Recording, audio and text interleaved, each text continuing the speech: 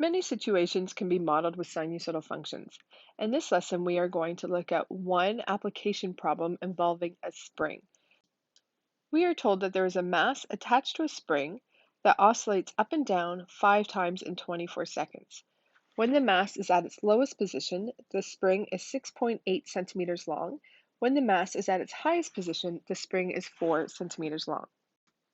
We are then given the graph that represents the length of the spring in centimeters as a function of time in seconds after the mass reaches its lowest position. So we are given the length, and notice that function notation is used. The length is based on the time that the spring has traveled versus the time. Here we are given the graph, but in future problems we will not be, and we actually have enough information in the problem to actually create this graph on our own. But we'll see that in a future lesson. But it will be very important for you to understand the features of the graph and how it relates to the situation.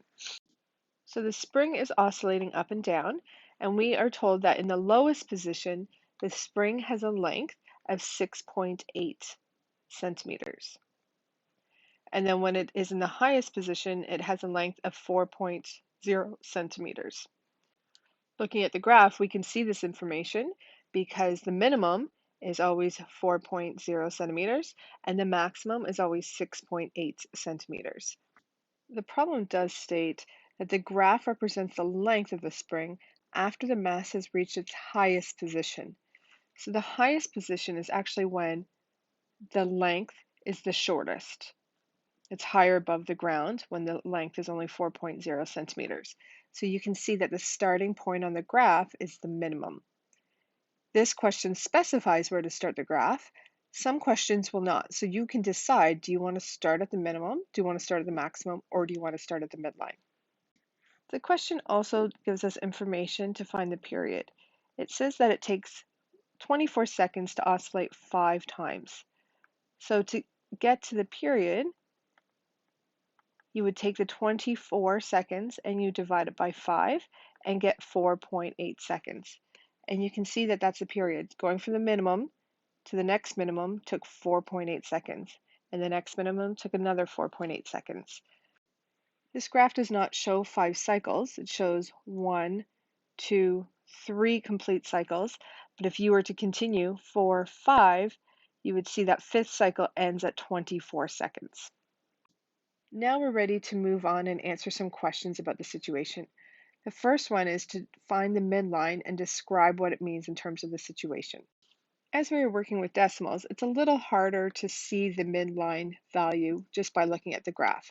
So we will use the formula, V equals the maximum plus the minimum divided by 2. Remember that the midline is the same as the V value, and the V value is an average of the maximum and the minimum values. So that's 6.8 plus 4 divided by 2, which is 5.4. So the midline occurs when y is 5.4. Looking at the spring, what the midline is in between the minimum point and the maximum point, so the minimum length and the maximum length, the midline is in between that. Basically, the midline represents the resting points for that spring. So if the spring was not oscillating, the length of the spring would be 5.4 in between the maximum and the minimum values. Next, the amplitude. And we know that the amplitude is the distance between the maximum and the midline, as well as the distance between the minimum and the midline. So the formula to find the amplitude is the max take away the min divided by 2. So that's 6.8 take away 4 divided by 2, which is 1.4. So that means when the spring is in its highest position, it is 1.4 centimeters less than it would be in the resting position. And when the spring is in its lowest position, when it's the longest, it's 1.4 centimeters longer than it would be in the resting position. So in application problems, you can't just say that 1.4 is the distance between the minimum and the midline or the maximum and the midline. You actually have to describe it in terms of the situation.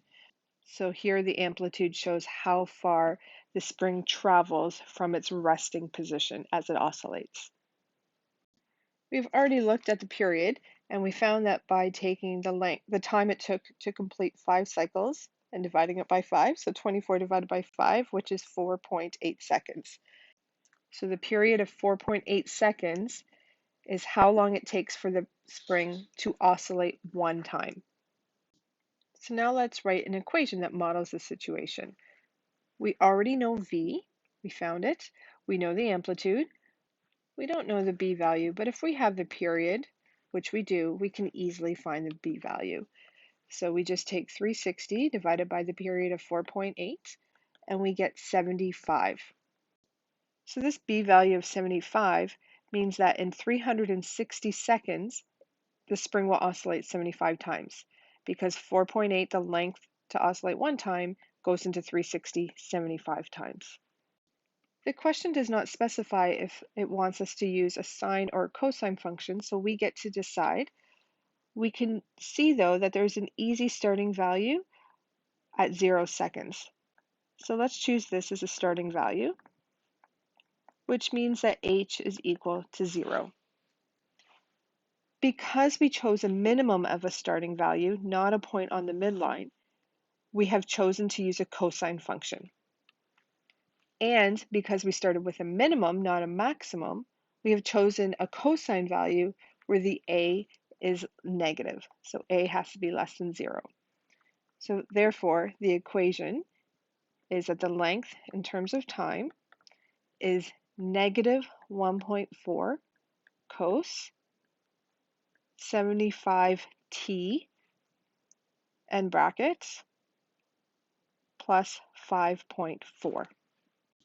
So again, we chose the starting value at the beginning, which is a minimum. Anytime you choose a minimum or a maximum as a starting value, you're choosing a cos function. If you chose a midline value, you would be choosing a sine function. Because we chose a minimum, that means that the cos base graph has been reflected in the x-axis.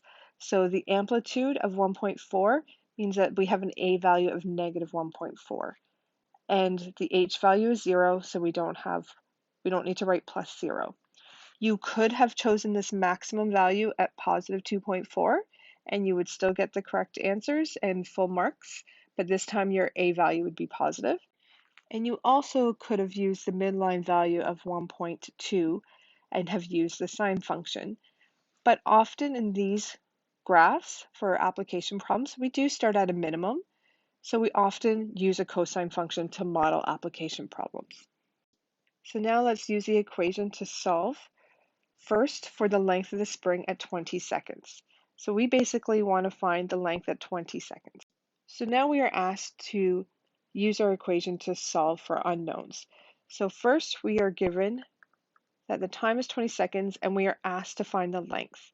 So we're asked to find the length at 20 seconds. So we are going to substitute that into the equation that we just made.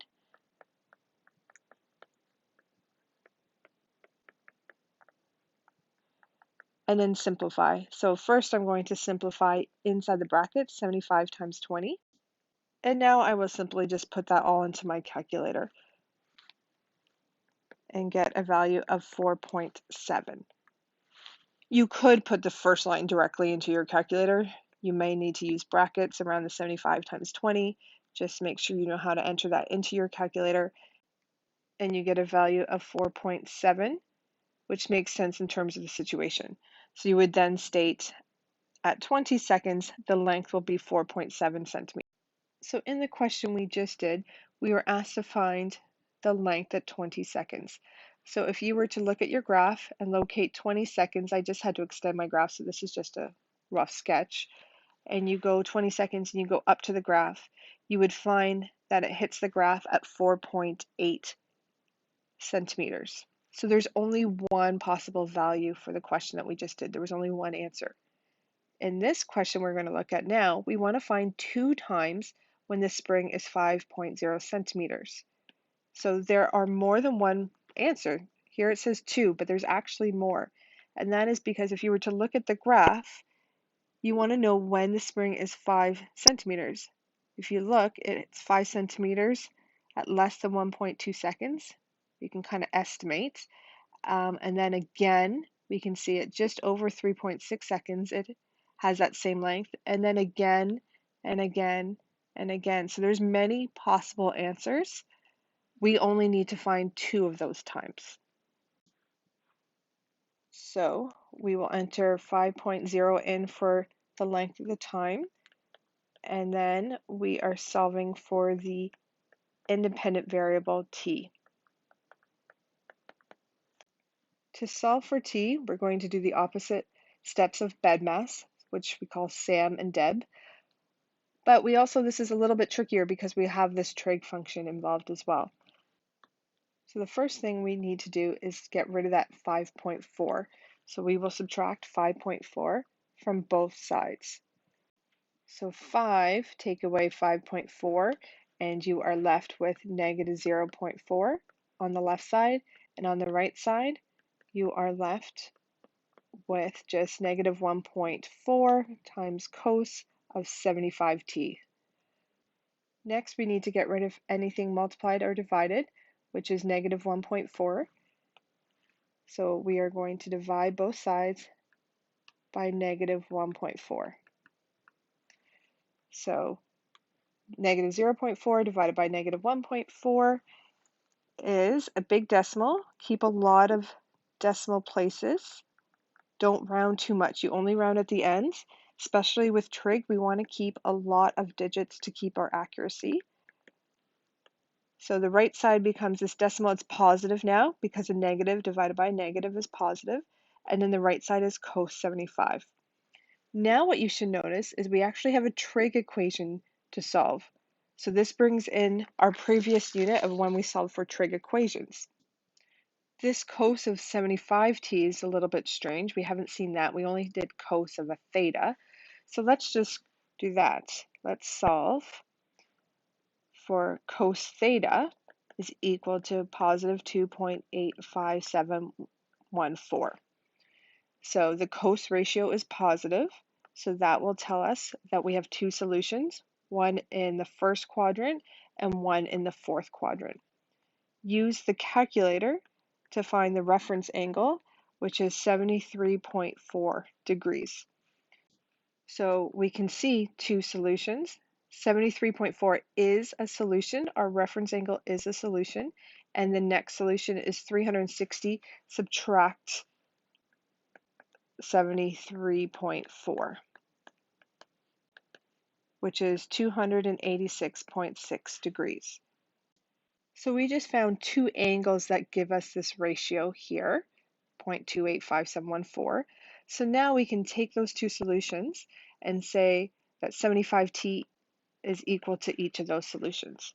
So therefore, our first solution will occur when 75t is equal to 73.4. Divide both sides by 75 and you get 0.98 seconds. The second solution occurs when 75t is equal to 286.6. Divide both sides by 75 and you get 3.82 seconds. So the spring will reach a length of 5 centimeters at 0.98 seconds and 3.82 seconds. It will also reach that length at other times, but we were only asked to find 2 times. Let's just relate those 2 solutions to the graph. So the first one occurs at 0.98, so about here. So this distance between the starting point and our first solution is 0.98. The second solution occurs at 3.82, so about here. If you subtract 0.98 from 3.82, you get that it took the spring 2.84 seconds to go from 5 centimeters longer than 5 centimeters and then back to 5 centimeters. So it took 2.84 seconds. Now the next solution, which we didn't find, would occur just below, just less than 6 centimeters. And we can find that by using this pattern that we've already started. It took 0.98 seconds to go from the minimum to 5 centimeters. So from 4 centimeters to 5 centimeters. So to go from 5 centimeters to 4 centimeters, it also takes 0.98 seconds, and then another 0.98 seconds to go from 4 centimeters back to 5 centimeters. So the length in between here is actually 0.98 times 2, which is 1.96. And then we know that it takes another 2.84 seconds to reach that length of 5 centimeters again. So we are able to use a pattern to find many solutions. We did trig equations to find the first two, but now we can use a pattern to find others. So the second solution of 3.82, if you add 1.96, you would get the third solution. If you add 2.84, you would get the fourth solution. Again, add 1.96 to get a next solution, and then 2.84 to get to the next solution, and so on.